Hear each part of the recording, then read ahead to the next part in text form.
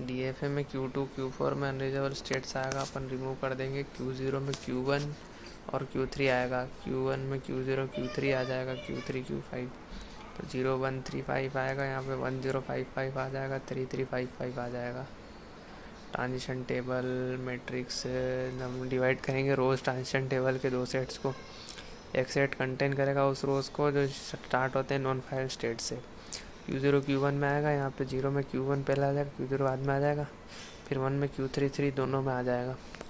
Transition table matrix बन गई। और दूसरा सेट कंटेन करेगा रोज़ को जो स्टार्ट होती फाइनल स्टेट से।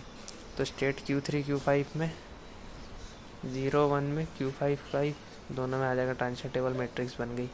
ये मैट्रिक्स थी ट्रांजिशन टेबल की। यहाँ पे सेट 1 जो आएगा नो सिमिलर रोज होएगा, तो यहाँ पे सेट 1 आ जाएगा एक सेम में।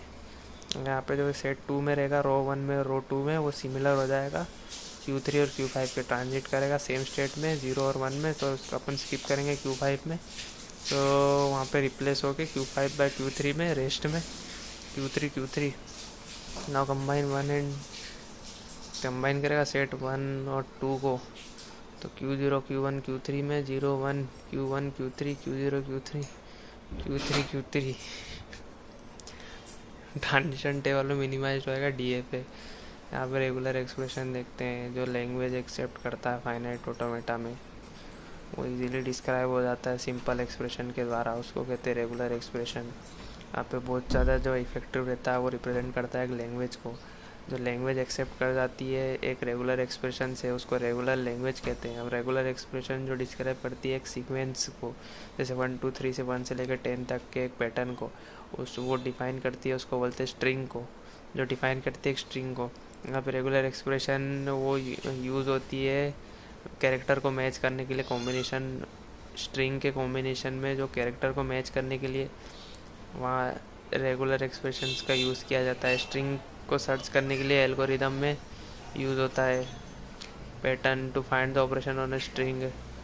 स्ट्रिंग जब सर्च होती है ना एल्गोरिदम में, तो उसको यूज़ करते हैं पैटर्न को ऑपरेशंस को फाइंड करने के लिए स्ट्रिंग में। इंस्टेंस में एक रेगुलर एक्सप्रेशन होता है एक्स में, वहाँ पे 0 और उससे ज़्यादा की अकरेंस जो एक्स में रहती है वो जनरेट करती है x 2x 3x 4x, है ना। फिर एक रेगुलर एक्सप्रेशन x में रहता है, वहाँ पे एक से ज़्यादा अकरेंस रहती है। 0 पहले में 0 से ज़्यादा अकरेंस रहती है x में, फिर दूसरे में 1 से ज़्यादा अकरेंस रहती है x में। यहाँ पे भी जनरेट होएगा 1 2 फिर 3 और 4।